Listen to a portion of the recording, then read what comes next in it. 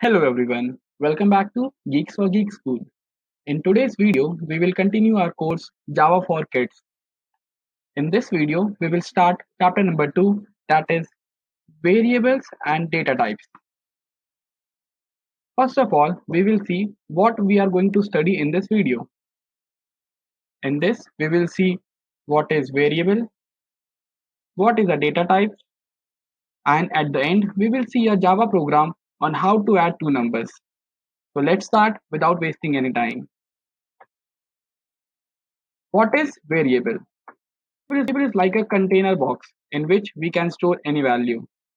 So in simple word we can say that जो हमारा variable होता है कंटेनर बॉक्स की तरह होता है, मतलब कि एक स्टोरेज बॉक्स बोल सकते हैं जिसमें हम कोई भी वैल्यू स्टोर कर सकते हैं। एक एग्जांपल लेके हम चलते हैं, जैसे कि for example you can see we can take a geometry box. It is like a container box and in coding language we can say it as a data type. आप सभी के पास एक ना एक ज्योमेट्री बॉक्स होगा ही। हम उस geometry box को एज अ कंटेनर बॉक्स लेके चलते हैं एंड कोडिंग लैंग्वेज में हम उसको एक डेटा टाइप मान के चलते हैं। एंड उसके बाद हम सपोज करते हैं कि हम एक पेंसिल स्टोर करते हैं अपने ज्योमेट्री बॉक्स में, तो हम उस पेंसिल को वैल्यू बोलेंगे कोडिंग लैंग्वेज में। तो इजीली अगर समझाया जाए तो ज्योमेट्री बॉक्स जो ये है हमारा पूरा ज्योमेट्री बॉक्स, ये ज्योमेट्री बॉक्स एक कंटेनर बॉक्स की तरह काम करेगा जिसको हम डेटा टाइप बोलते हैं। एंड इसमें हम जो भी चीज़ रखते हैं, सपोज दैट एक पेंसिल अगर हम रख रहे हैं तो हम उसको वैल्यू बोलते हैं। आई होप ये इजी था समझने में। आगे चलते हैं। How to write a variable. When we write a sentence in English we follow some rules and grammar, right. ये आपने हमेशा क्लास में पढ़ा होगा कि कोई भी हम सेंटेंस फ्रेम करते हैं हम बहुत सारे रूल्स को फॉलो करते हुए फ्रेम करते हैं। In a similar way, when we write a variable, we need to follow a rule which is called syntax. हम जब भी कोई एक कोड या कोई भी एक सोर्स कोड लिखते हैं, हमको एक कुछ रूल्स फॉलो करने होते हैं जिसको हम बोलते हैं सिंटैक्स।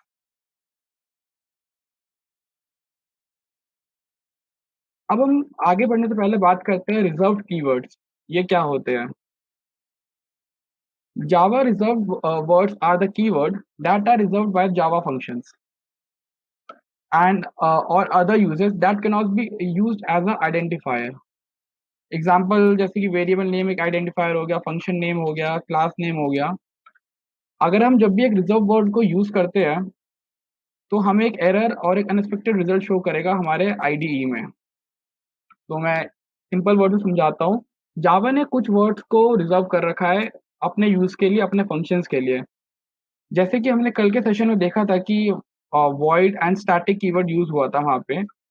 तो हम जब भी फ्यूचर में क्लास नेम या फंक्शन नेम बनाते हैं या वेरिएबल नेम बनाते हैं तो हम कोई भी रिजर्व वर्ड यूज नहीं कर सकते हैं, उससे हमें एरर शो होगा हमारे कोड में।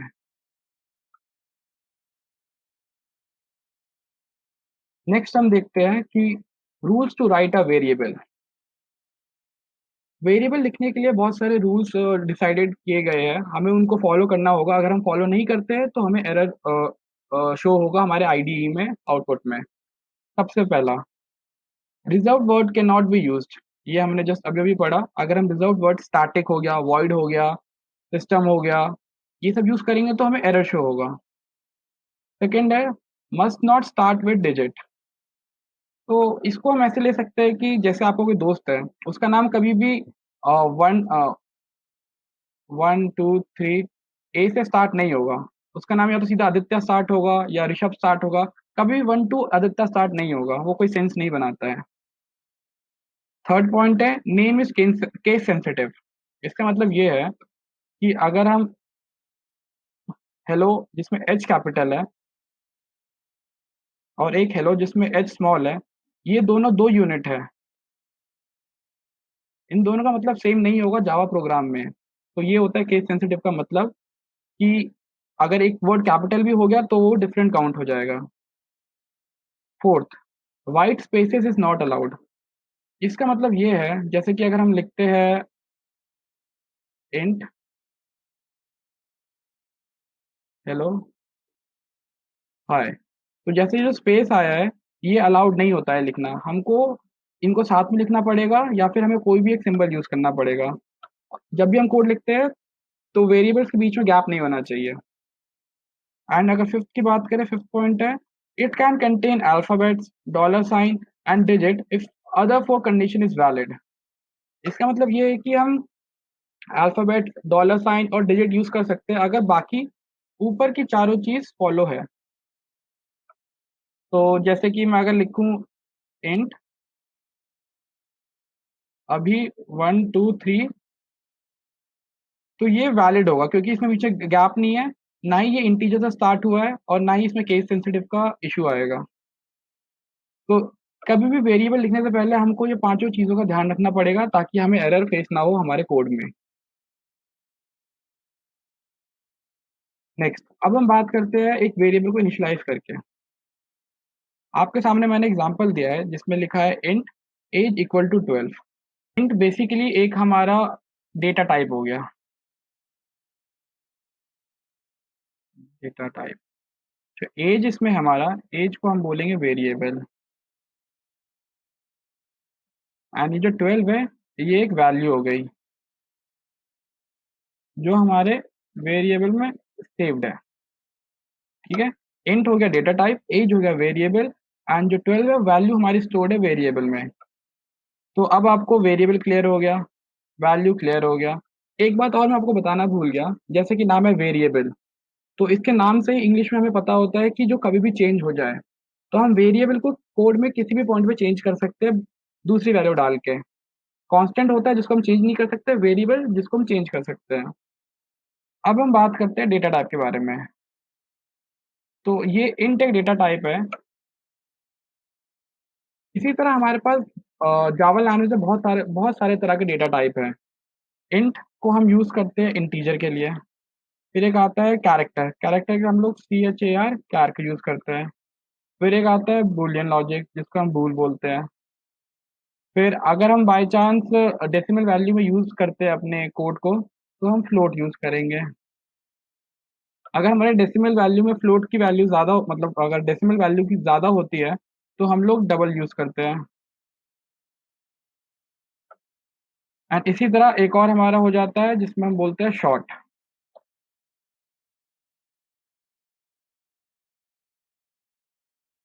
शॉर्ट। तो हमारे पास टोटल कुछ 8 तरह के डेटा टाइप्स होते हैं जिनको हम अभी पढ़ेंगे। तो आप समझ गए, इंट एक डेटा टाइप है, हम चाहे तो इसको चेंज कर सकते हैं कोड में डिपेंडिंग अपॉन द यूज। अगर यहाँ पे हमने एज लिया है, एज एक इंटीजर होती है इसलिए हमने इंट यूज करा है। अगर हमें यहाँ पे नेम स्टोर करना होता है तो हम यहाँ पे कैरेक्टर लेते हैं, character name is equal to GFG। अब हम बात करते हैं डेटा टाइप्स के बारे में। Data type, data type specifies the size and type of values that can be stored in an identifier. यहाँ पे आइडेंटिफायर मतलब हो गया हमारा वेरिएबल। तो हम लोग साइज एंड टाइप को स्पेसिफाई करते हैं डेटा टाइप की मदद से। अब बात करते हैं data type. Data type mainly दो तरह के हैं। पहला प्रिमिटिव डेटा टाइप, दूसरा non primitive data type. Primitive data type में टोटल 8 तरह की वैल्यूज होती है। Number 1 byte, number 2 short, number 3 int, number 4 float, 5 long, 6 double, 7 character and 8 boolean. तो ये हमारे प्रिमिटिव डेटा टाइप है जिसको कि हम अभी डिटेल में पढ़ेंगे। एंड दूसरा होता है नॉन प्रिमिटिव डेटा टाइप। ये डेटा टाइप हम फ्यूचर क्लासेस में पढ़ेंगे। ये basically derived type of data classes होती है। सबसे पहले हम पढ़ते हैं बाइट। बाइट की जो वैल्यू होती है वो रेंज करती है -128 से 127 तक। ये एक बाइट लेता है जिस मतलब कि 8 बिट्स हो गए। एंड जो डिफॉल्ट वैल्यू होती है वो 0 होती है। अब सेकेंड है शॉर्ट। शॉर्ट में जो वैल्यू रेंज करती है 2 की पावर 16 डिवाइडेड बाई 2, -2 की पावर 16 डिवाइडेड बाई 2 से लेके 2 की पावर 16 डिवाइडेड बाई 2 -1।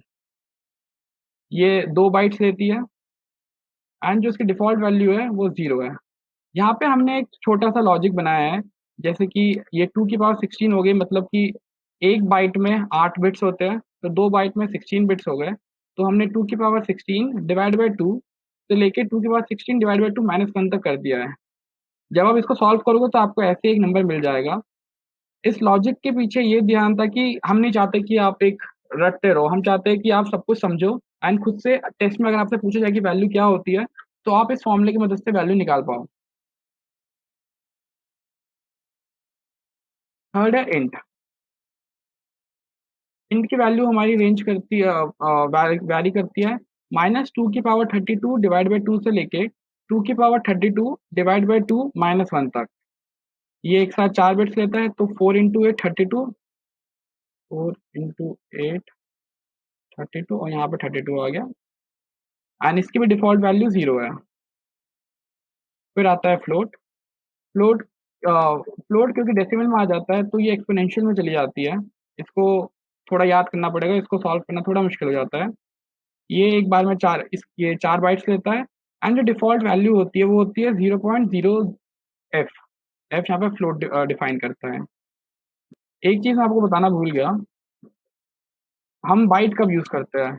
बाइट हम तब यूज़ करते हैं जब हमें बहुत छोटी वैल्यू यूज़ करनी होती है एंड हमें स्पेस बचाना होता है, तो हम बाइट यूज़ करते हैं। वरना मेजरली हम लोग इंट यूज़ करते हैं किसी भी इंटीजर के लिए, बट अगर इंटीजर वैल्यू बहुत छोटी होती है तो हम लोग बाइट यूज़ कर सकते हैं। सिमिलरली शॉर्ट का भी यही यूज़ है। अगर कोई इंटीजर से छोटी वैल्यू यूज़ करनी है एंड बाइट से बड़ी, तो हम शॉर्ट का हेल्प करते हैं। इंटीजर बेसिकली हमारे सभी नंबर्स के लिए काम करे जाते हैं। फ्लोट हमारा काम करता है डेसिमल वैल्यू की, जैसे 2.05 हो गया, तो हम फ्लोट में इसको डिफाइन करेंगे। नेक्स्ट है लॉन्ग। लॉन्ग की वैल्यू वैरी करती है 2 की पावर 64 से डिवाइड बाई 2 से लेके 2 की पावर 64 डिवाइड बाई 2 माइनस 1। ये 8 बाइट स्टोर करता है, तो 8 इंटू 8 64, तो -2 की पावर 64 डिवाइड बाई 2 से 64 तक। इसकी भी डिफ़ॉल्ट वैल्यू 0 है। फिर आता है डबल। मैं बताना भूल गया, लॉन्ग हम यूज़ करते हैं अगर बाय चांस कोई इंटीजर अ, इंट से भी बड़ा है हमारे पास, तो हम लोग लॉन्ग का यूज़ करते हैं। अब बात करते हैं डबल की। डबल की वैल्यू रेंज भी एक्सपोनेंशियल में वैरी करती है, 4.9 ई -324 से लेके 1.8 ई 308 तक। ये 8 बाइट लेता है एंड इसकी डिफ़ॉल्ट वैल्यू 0.0 डी है। इसमें भी सेम लॉजिक है, अगर कोई छोटा डेसिमल पॉइंट होता है तो हम लोग फ्लोट यूज़ करते हैं एफ, एंड अगर कोई उससे बड़ा वैल्यू होता है तो हम लोग डबल यूज़ करेंगे। ठीक है?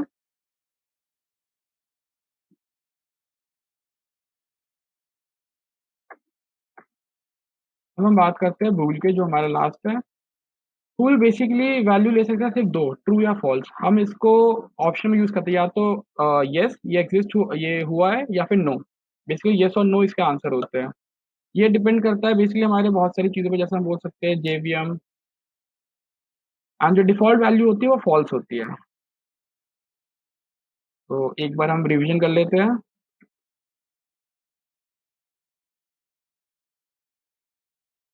ये हमारे 8 तरह के प्रिमिटिव डेटा टाइप होते हैं। बाइट, अ, हम इंटीजर से छोटी वैल्यू के लिए यूज़ करते हैं। शॉर्ट, अगर बाइट से थोड़ी बड़ी एंड इंटीजर से छोटा वैल्यू है तो हम शॉर्ट। इंटीजर हम सभी नंबर के लिए यूज़ करते हैं। फ्लोट हम डेसिमल वैल्यू के लिए यूज़ करते हैं। लॉन्ग हम यूज़ करते हैं इंटीजर से भी बड़ी वैल्यू कोई हो जो इंटीजर के रेंज में ना हो। डबल हम यूज़ करते हैं अगर कोई वैल्यू फ्लोट के रेंज से बाहर हो। कैरेक्टर हम यूज़ करते हैं कोई भी नेम, मतलब कोई भी अल्फाबेट यूज़ स्टोर करने के लिए। Now we have come to the third part of the video, that is program to find sum of two numbers. Here we have written a small logic जिसमें हम लोग 3 variable को initialise करेंगे। पहला int a is equal to 5, int b is equal to 10 and int c a plus b, मतलब a ये हो गया, b ये हो गया। तो हमारा जो पहला इंटीजर वेरिएबल है a, वो वैल्यू 5 स्टोर करेगा। दूसरा जो हमने डेटा टाइप लिया वो भी इंट है, जिसका नाम b है, जो वैल्यू 10 स्टोर करेगा।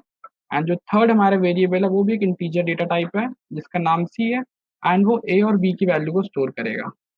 अब हम इसको अपने स्टैंडर्ड id.geeks4geeks.org.com पे जाके टाइप करेंगे एंड आउटपुट देखते हैं। तो ये है हमारा आईडी। यहाँ पे हमने पहली लाइन लिख ली है, जिसका जो है इम्पोर्ट java.io डॉट स्टार। ये हमने कल एक्सप्लेन करा था, इसका मतलब क्या है, ये इनपुट और आउटपुट पैकेट, इनपुट और आउटपुट कमांड को यूज करता है जावा डॉट आईओ पैकेज से। सेकेंड लाइन है पब्लिक,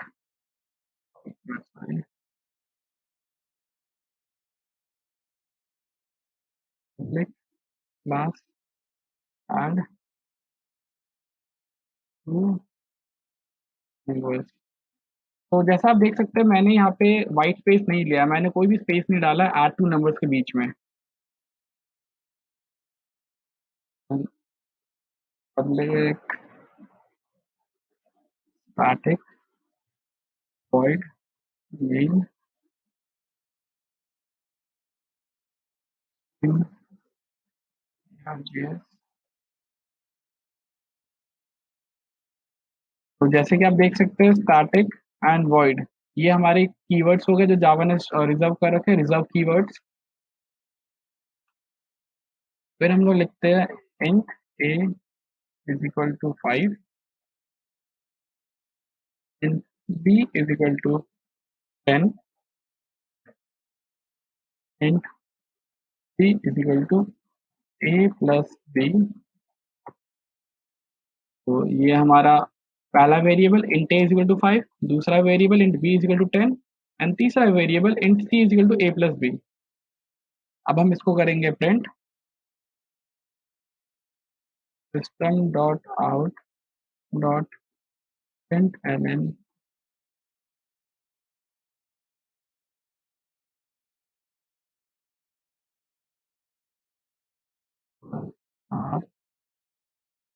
तो जो चीज मैं एज इट इज प्रिंट करना चाहता हूँ उसको मैं कॉलम, ये इन्वर्टेड कॉलम्स के बीच में लिखूंगा।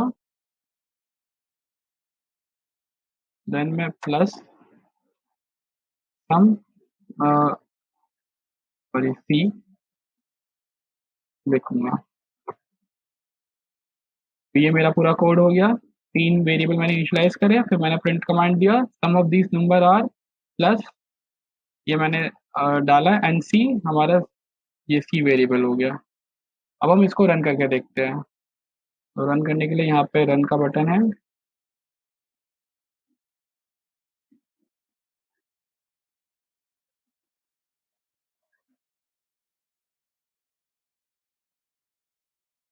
एंड जैसे कि आप देख सकते हैं सम ऑफ दीज नंबर्स आर 15, ये एक सही है। 5 10, 5 प्लस 10 15। हम एक और बार इसको ट्राई कर सकते हैं, हम इसको चेंज कर देते हैं, ए को कर देते हैं 50 एंड बी को कर देते हैं 14। तो 50 प्लस 14 होना चाहिए 64। देखते हैं हमारा आंसर क्या होता है।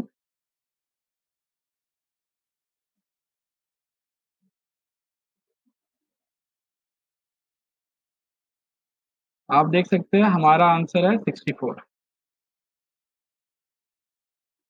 So I hope you like this video. Stay tuned for the chapter 3. Thank you.